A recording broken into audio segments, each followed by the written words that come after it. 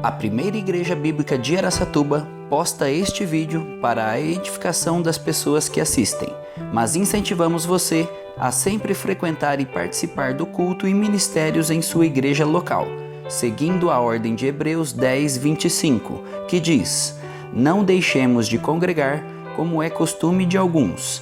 Antes, admoestamo-nos uns aos outros, tanto mais quanto vedes que vai se aproximando aquele dia."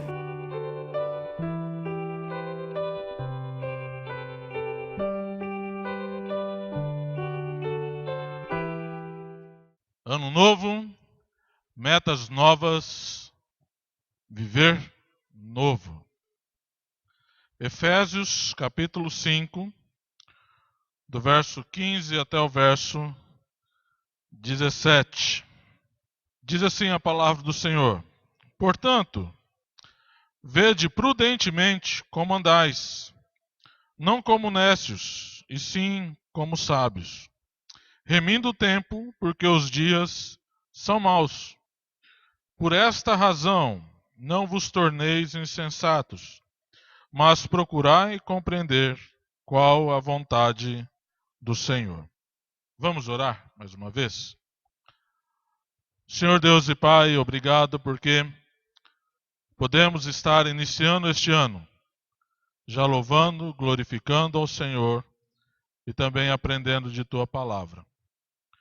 Queremos colocar a vida de alguns irmãos nossos que estão precisando da Tua ação em suas vidas.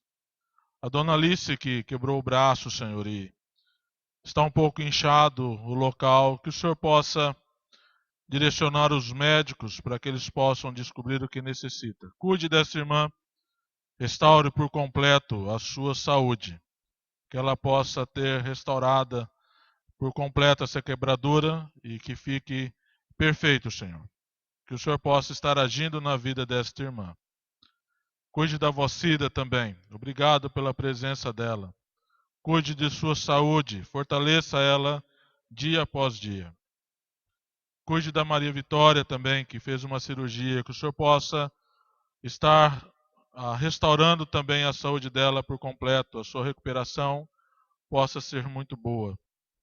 Cuide da Dona Edi também, Senhor, o tratamento que ela está fazendo contra a sua doença. Obrigado porque o médico liberou alguns dias o tratamento. Isso alegrou tanto o coração dela. Obrigado também pelo seu José Firmino, que a alergia que ele estava na pele era por causa de medicamentos, não era algo mais grave. Obrigado pelo teu amor e cuidado com este irmão tão precioso para nós. Que o Senhor possa cuidar da vida dele também. Colocamos também a vida do seu Salvador em tuas mãos. Nós não sabemos quais os teus planos na vida daquele homem, servo fiel ao Senhor. Agora com um problema muito sério, a de herpes, tanto no peito quanto nas costas também. Necessita realmente da tua intervenção naquela vida. Que o Senhor possa cuidar dele, cuidar da Ruth também. Abençoe cada irmão aqui nessa noite. As suas dificuldades, os seus problemas, supre a necessidade de cada um. Restaure a vida de cada um. Fortaleça a todos nós, Senhor. E abençoe também para que possamos compreender a Tua palavra nessa noite. Que eu não vá além daquilo que a Tua palavra ensina. Em nome de Jesus, que eu oro e agradeço. Amém. Todo ano nós fazemos planos. O ano que vem nós vamos colocar alguns planos para nós neste ano. Temos planos talvez de emagrecer. Eu preciso. Esse dia eu vi uma mensagem assim no Facebook. Só falta 10 quilos para eu atingir a meta de perder 10 quilos. Eu estou mais ou menos nesse ritmo aí. Mas nós colocamos planos. O ano passado, plano da Meire e Celinha comprar uma casa. E, glória a Deus, atingiu o objetivo. Temos diversos planos. E devemos fazê-los. Nós não podemos ficar sem planejar a nossa vida. Quando nós não colocamos alvos, não colocamos propósitos, nós vamos caminhando em nossas vidas sem rumo. A gente vai a esmo. né? E gastamos o nosso tempo, gastamos as nossas energias, os nossos recursos para atingir absolutamente nada. Por isso nós precisamos estabelecer planos. Agora, como cristãos, os principais planos que nós devemos estabelecer para as nossas vidas são planos espirituais, antes dos planos materiais. Normalmente, quando a gente não atinge algo, nós nos frustramos. É natural do ser humano. Quando nós estabelecemos planos espirituais, nós colocamos esses planos debaixo da orientação do Senhor. E mais ou menos é mais difícil nós nos frustrarmos quando algo dá errado, quando algo não acontece. Porque nós sabemos que Deus está direcionando cada área da nossa vida. Colocamos planos, talvez de fazer a leitura anual da Bíblia. Planos, talvez, de alcançar uma pessoa para Cristo. Nós devemos estabelecer planos, primeiro, espirituais, depois, planos materiais. Não devemos andar de qualquer maneira. Não podemos deixar de observar aquilo que Deus quer para as nossas vidas. Esse ano o tema é buscando a excelência. Eu não vou conseguir alcançar excelência na minha vida cristã se eu não te colocar um objetivo a ser alcançado. Eu quero fazer tal coisa que esse ano que passou, de 2016, eu não consegui fazer. Eu quero mudar algo na minha vida como cristão, que nesse ano de 2016 foi falho e não permitiu que eu alcançasse excelência diante do Senhor. Isso é um plano. Agora, nós devemos fazê-lo, porque, como diz o apóstolo Paulo, os dias são maus. Nós devemos remir o tempo. Cristo está para voltar, nós não sabemos quando. Nós vemos diariamente notícias do mundo mostrando como a volta de Cristo está próxima. Você poderia imaginar, há talvez 5 anos atrás, a Rússia fazendo qualquer tipo de ameaça contra os Estados Unidos? A Rússia era dada como um país acabado. Mas lá em Apocalipse diz que uma nação do norte, e quando nós estudamos um pouco de escatologia, nós vemos essa nação do norte, o poderio russo vindo e atacando Israel, sendo dizimada logo no início da tribulação. Os dias estão próximos. Nós não podemos ficar perdendo tempo na nossa vida cristã. Por isso devemos estabelecer planos. Vamos ver algumas atitudes, então, que nós devemos tomar para estabelecer bons planos espirituais e também materiais nas nossas vidas. Não é errado fazê-los, mas a prioridade tem que ser planos espirituais. Primeira atitude que nós devemos ter é ser prudente. Olha o que o verso 15 vai dizer. Portanto, vede prudentemente como andais, não como nécios, mas sim como sábios. Nécio, desculpe o termo, mas é aquela pessoa que falta inteligência. A pessoa não pensa antes de agir. O que Paulo está colocando é, olha meu amigo, presta atenção no que você está fazendo com a sua vida. Não ande de qualquer maneira não. Quando você for fazer qualquer coisa, pense antes de tomar qualquer atitude. Nós devemos saber de que forma estamos caminhando, como estamos caminhando e para onde estamos caminhando. Nós devemos estar com a nossa consciência muito bem aberta e muito atenta em tudo que nós estamos fazendo. Tem pessoas que vão levando a vida de qualquer maneira, né? Se der, amanhã eu faço qualquer coisa. Se não der, fica sem fazer. Nós não podemos fazer assim. Muita gente usa aquele lugar, não. No coração do homem pode fazer o quê? Planos. Mas a resposta certa dos lábios vem do Senhor. Tá vendo? É Deus quem dá as respostas, então. Mas o começo do verso diz o quê?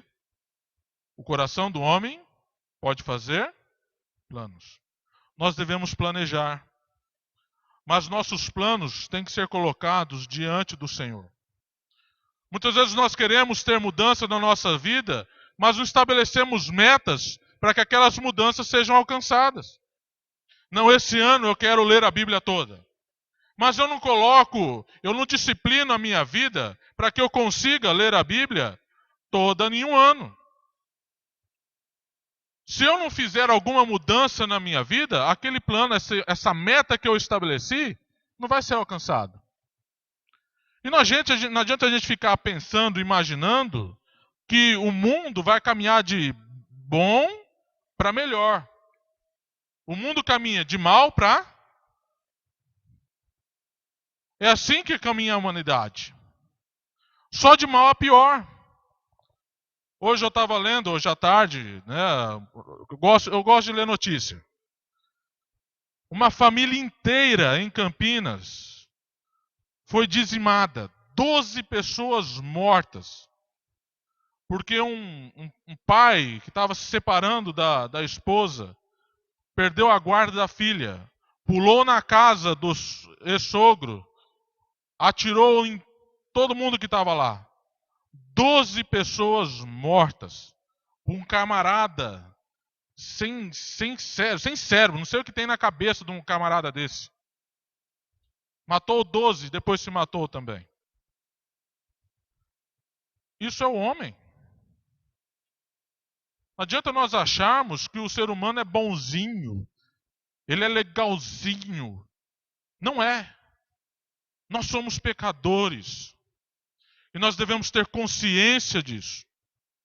Se eu não estabeleço planos espirituais na minha vida, se eu não for prudente em estabelecer esses planos, se eu não for sábio em estabelecer esses planos, eu só vou dar cabeçada. Luiz de Camões diz que jamais haverá ano novo se continuarmos a copiar os erros do ano velho. Não adianta eu querer emagrecer se eu não parar do quê? De comer. Não vai resolver a coisa. Não, eu vou emagrecer, mas deixar de comer eu não deixo, não. Engorda então, né? Vai continuar engordando. Tem que parar. Tem que mudar. Não adianta eu achar que vai acontecer um milagre, né? Não resolve. O milagre acontece se eu fechar a boquinha. Mas é difícil, gente. Eu confesso, é complicada a situação, né? Você chega em casa, tem aquele alimento bem saudável, gostoso e gorduroso, né? Que faz um bem para a saúde. Não tem condições, né? É comida de esposa. Daqui uns dias, mamãe tá aí, né? Já viu, mamãe quer agradar filhinho, né? Que não viu faz um tempão. E filhinho quer agradar a mamãe comendo de tudo que mamãe faz, né? A coisa fica complicada. Não tem jeito, né? Mas devemos mudar. Devemos agir com prudência em nossas vidas. Romanos 12:2 diz assim: não se amoldem ao padrão deste mundo, mas transformem-se pela renovação da sua mente, para que sejam capazes de experimentar e comprovar a boa, agradável e perfeita vontade de Deus. Essa versão está na NVI, não está na atualizada. Eu só vou conseguir comprovar a boa, agradável e perfeita vontade de Deus em minha vida, se primeiramente eu transformar a minha mente e não me amoldar ao que o mundo quer, mas fazer aquilo que é a vontade de Deus. Por isso eu devo ser prudente no meu caminhar. Eu devo agir com sabedoria em cada passo que dou. Eu peguei só um exemplo. Nós estamos no primeiro dia do ano, correto? Já se passaram algumas horas. Deve ser umas quase 8 horas, aí, mais ou menos. Então já passou mais ou menos umas 20 horas desse dia, correto? Mas nós temos ainda mais 364 dias e 4 horas para vivermos. Eu peguei só um pouquinho de exemplo sobre o tempo. Minuto. Um minuto tem 60 segundos. Uma hora tem 3.600 segundos, que é o equivalente a 60 minutos. Um dia de 24 horas tem 86.400 segundos, que são equivalentes a 1.440 horas ou 24 horas. Uma semana tem 604.800 segundos, que é equivalente a 10.080 minutos ou 168 horas. Um mês com 30 dias tem 2.592.000 segundos ou 43.200 minutos ou 720 horas. Em um mês. Em um ano, 365 dias. Tem 31.536 segundos. Equivalentes a 525.600 minutos. 8.760 horas. Quando a gente olha o tempo que nós temos em um ano, é uma coisa o quê? Grandiosa. Mas quando não agimos com prudência no nosso dia a dia, esse tempo nós falamos que ele é como esse ano passou voando. Nem vi ele passar. São exatamente 365 dias todos os anos, 7 dias por semana, 24 horas por dia. O tempo não muda. O que muda somos nós. Nós nos ocupamos com tantas coisas na nossa vida, no nosso dia a dia, que chega no final do ano e nós dissemos, eu não vi o tempo passar. Nós temos pelo menos 4.000 horas para servir ao Senhor. Metade do tempo. A outra metade você pode servir a você. Mas na realidade, nós servimos, quando muito, umas 1.000 horas ao Senhor. Nossos cultos de domingo têm a duração média de 1h30. Vamos colocar arredondando, 2 horas. São 52 semanas no ano. São 104 horas que nós dedicamos ao Senhor. Por semana, quando nós viemos só no culto, aos domingos, com 2 horas. De 8.760 horas. Vou arredondar. Nós dedicamos ao Senhor 200 horas. Estamos sendo prudentes no nosso caminhar? Como nós vamos alcançar a excelência na nossa vida espiritual se nós dedicamos a Deus 200 horas anualmente? É possível? Não é. Vamos buscar excelência sendo prudentes. Eu sei que todos aqui têm os seus afazeres, têm a sua luta diária para ganhar o seu pão do dia a dia. Mas nós podemos dar um pouquinho mais ao Senhor. Nós podemos. Basta nós agirmos com prudência, sermos sábios e não nécios. Segunda atitude é sermos inteligentes. Verso 16 vai dizer, remindo o tempo, porque os dias são 8.760 horas. E eu devo usar essas horas com muita sabedoria. Porque Paulo está dizendo, porque esses dias são o quê? São maus. Nós devemos saber como utilizar essas 8.760 horas. Eu devo me lembrar sempre o porquê eu estou aqui neste mundo. Nós fomos visitar o seu Salvador semana passada. homem de 98 anos de idade, não consegue mais levantar de sua cama, não reconhece mais ninguém que está ali com ele. Família sofrendo com a doença do pai, precisando de pessoas 24 horas com ele, cuidando, trocando as suas fraldas, levando ao banheiro. Não consegue mais, o intestino não funciona mais. Nós pensamos, por que Deus não leva esse homem? Sofrendo ele, a família. Se Deus ainda não levou, é porque Deus tem um plano na vida deste homem. Se Deus ainda não nos levou, é porque Deus tem um plano na minha e na sua vida. Por isso eu devo ser inteligente e me lembrar que se eu estou aqui vivo ainda, eu tenho que ter sabedoria e usar o máximo do tempo que Deus está me dando nessa face da terra para fazer a vontade dele. E o melhor que nós podemos fazer é levar pessoas ao conhecimento do Evangelho, ao conhecimento de Cristo.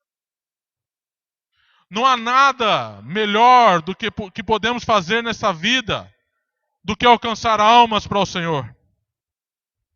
Se estamos aqui é com esse único e exclusivo objetivo. Eu tenho que buscar excelência também, sendo inteligente em alcançar pessoas. Newton, mas eu trabalho 8 horas por dia. Às vezes eu não tenho mais tempo de fazer nada, chego cansado em casa. Lá no seu serviço, usa o tempo que você tem para estar evangelizando. Vai comer fora, leva um folheto para o atendente, entregue para ele. Nós temos diversas oportunidades para falar do Evangelho. Talvez não com boca, mas só entregando um folheto. Nós temos diversos folhetos. Pedimos a última vez quase 20 quilos de folhetos. 20 quilos de folheto dá quase 2.000 folhetos. Sempre tem lá embaixo, Zé, acabou lá a quantidade que tem, ele coloca mais. É só pegarmos e distribuirmos. Não precisamos falar nada. Mas não estamos sendo inteligentes na utilização do tempo que Deus está nos dando. Devemos ser inteligentes. E não se esquecer que tem pessoas que precisam do Evangelho. Quem sabe esse homem, se ele tivesse sido alcançado com o Evangelho, ele não tinha cometido a barbaridade de tirar a vida da mãe, do seu filho, o filho virar para ele e falar, pai, você matou minha mãe. De repente não ouvi mais a voz do filho, que ele tinha dado 2 tiros no menino também. E matado mais 10 pessoas. O Evangelho transforma vidas. Como transformou a minha e a sua. Alguém deixou de falar para esse homem. E ele fez isso. Alguém vai ser cobrado por Deus do sangue deste homem. Porque alguém teve a oportunidade e não falou do Evangelho.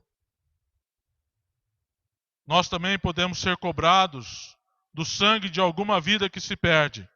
Porque tivemos a oportunidade de testemunhar de Cristo e não fomos inteligentes o suficiente para fazer. Jim Holland diz que o Evangelho transforma vidas. Quando crido e vivenciado sob a perspectiva bíblica, ele transforma qualquer pessoa e qualquer lugar. 1 Coríntios 9:16 vai dizer, se prego o Evangelho não tenho do que me gloriar, porque sobre mim pesa essa obrigação. E ai de mim, se eu não anunciar o Evangelho. Nós devemos ser inteligentes e usar o tempo que Deus está nos dando, neste ano que está se iniciando, e usarmos para ganharmos almas para o Senhor. Nós devemos buscar excelência nisso também.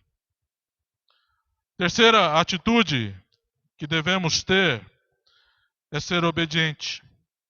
Verso 17 vai dizer, por esta razão, não vos torneis insensatos, mas procurai compreender qual a vontade do Senhor. Não adianta nada eu ser prudente, não adianta nada eu ser inteligente se eu não quiser obedecer.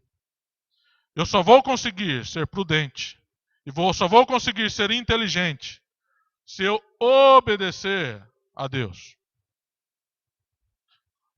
Nós também devemos buscar excelência na obediência. Às vezes nós só obedecemos, naquilo que não nos afeta.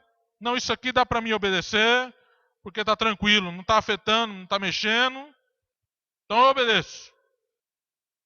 Mas se tem alguma área da minha vida que eu preciso mudar, ou que vai me afetar, se eu quiser realmente obedecer ao Senhor, fala, não, isso aqui não. Esse aqui de lado, vamos deixar isso para lá, já estou sendo inteligente, já estou sendo prudente, mas cadê a obediência? Nós devemos saber que Deus não aceita nada de nós se nós não formos obedientes a Ele, se nós não formos obedientes à Sua vontade. Paulo está dizendo, nós devemos procurar compreender qual a vontade do Senhor. Newton, mas onde está a vontade do Senhor? Está aqui, ó. Leia a Bíblia, que você vai saber qual é a vontade do Senhor para a sua vida. Mas nós muitas vezes não sabemos porque nós não lemos. Cortin Boom disse que a Bíblia não nos dá sugestões, ela dá ordens, e é exatamente isso. Não adianta eu querer procurar saber a vontade de Deus se Ele já disse aqui. Não adianta eu ficar, Senhor, Deus, por favor, eu quero saber da sua vontade. Ele está dizendo, olha, leia a Bíblia, meu camarada.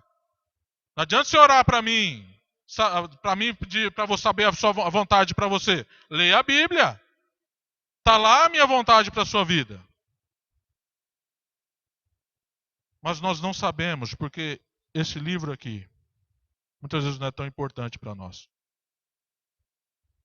Nós devemos buscar excelência na obediência, ao saber a vontade de Deus, que está toda aqui neste livro.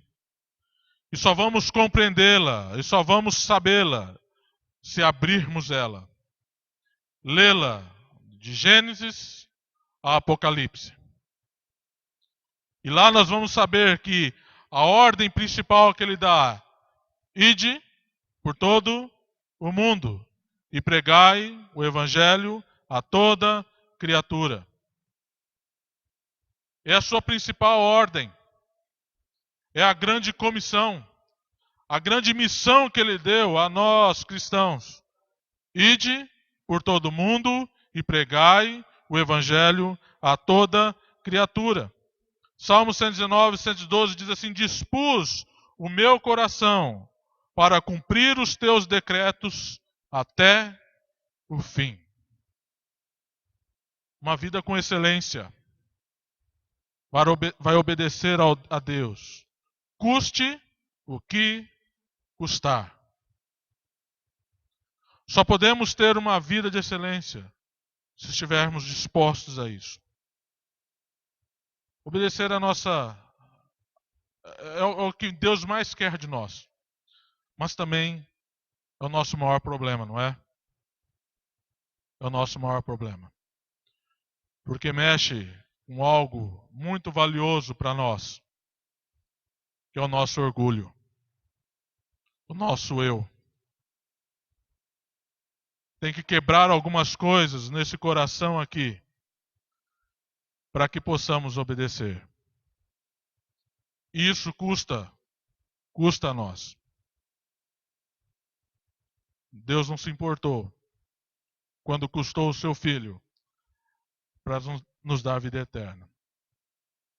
Por isso nós não podemos achar que não vai custar muito caro. Não vai custar nada. Não vai custar nada. Só vai custar obediência. Quais são suas metas para este ano que está se iniciando? Já pensou nelas? Já colocou no papel algo que você quer alcançar este ano? Está se iniciando? Se lá no papelzinho seu de metas, sua anotação de metas, tiver somente metas materiais, mude. Coloque metas espirituais em primeiro lugar. Depois delas, as suas metas materiais. Coloque Deus em primeiro lugar na sua vida, para que você atinja uma vida de excelência. Enquanto Deus não for o primeiro lugar em nossas vidas, nós nunca vamos ter uma vida de excelência. Meus irmãos, vamos trabalhar. Vamos quebrar um pouquinho nosso orgulho. Deixar Deus ser o centro da nossa vida. Deus ser o centro da nossa igreja. E quando fizermos isso, meus queridos, eu garanto a você, não porque eu estou falando, mas é porque Deus fala na sua palavra, que não vai ter nada que vai impedir o avanço dessa igreja. Nada. Porque quem vai estar batalhando por nós não somos nós, é o Senhor. É o Senhor. Vamos agir, buscar excelência em nossas vidas. Buscar excelência em nossas vidas. Sendo prudentes, sendo inteligentes e sendo obedientes. Amém? Vamos orar? Senhor Deus, nós te agradecemos por mais esse ano que está se iniciando. Mais um ano que o Senhor nos dá de oportunidade para servir ao Senhor. E que privilégio nós temos de poder servi-lo. Que possamos fazer realmente com excelência neste ano de 2017. Aquilo que nós fizemos no ano que passou, que talvez não agradou ao Senhor. Que possamos estar dispostos realmente a mudar em nossas vidas neste ano. Buscar realmente ter uma vida mais consagrada ao Senhor. Buscando fazer diariamente a Tua vontade. Que possamos saber como agir no nosso dia a dia com prudência. Sermos inteligentes ao aproveitarmos as oportunidades que o Senhor nos dá de evangelizarmos. E obedecermos sem restrições a Tua palavra. Que possamos realmente agir como cristãos, sermos diferentes nesse mundo que é tão vil. Que possamos realmente demonstrar o Seu amor às pessoas. Que possamos olhar o mundo de uma forma diferente, um mundo que precisa do Teu amor. Obrigado, Senhor, por o privilégio que o Senhor nos dá de estarmos aqui nessa noite, louvando e agradecendo ao Senhor por tudo que o Senhor fez no ano que se passou. Louvando e agradecendo ao Senhor por tudo que o Senhor vai fazer neste ano. Em nome de Jesus, que oramos e agradecemos. Amém.